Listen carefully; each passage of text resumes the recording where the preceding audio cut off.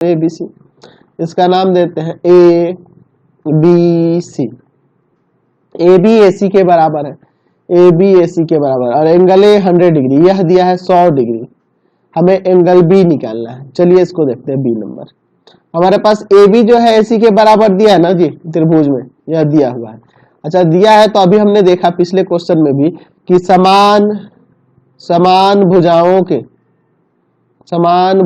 के सम्मुख कोण बराबर होते हैं, सम्मुख कोण बराबर होते हैं, सम्मुख कोण बराबर होते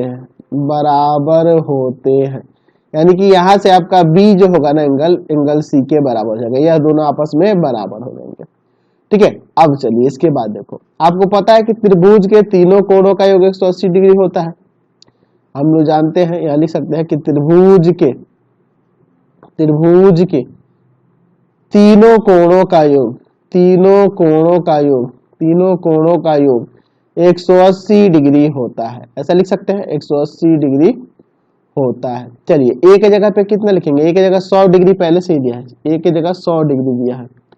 ठीक है, ए 100 डिग्री दिया है, बी को बी ही रहने दो क्योंकि हमें बी का ज्ञात करना है, और सी को हटाकर मैं बी लिख दूंगा। क्यों लिखूंगा, क्योंकि दोनों आपस में बराबर है। चलिए बराबर में 180, तो ये 100 डिग्री और प्लस में यह 2 एंगल बी बराबर में 180 डिग्री। 100 को उधर ले जाकर घटाएंगे तो 2 एंगल बी बराबर में 80 डिग्री आ जाएगा, यानी कि एंगल बी बराबर हो जाएगा 80/2, एंगल बी बराबर हो जाएगा 80/2, भाग में आ गया, ये काट देंगे, 40 डिग्री हो जाएगा, एंगल बी 40 डिग्री। अगर सी पूछता तो वो भी आपका 40 डिग्री ही होता, समझ गए। चलिए अगला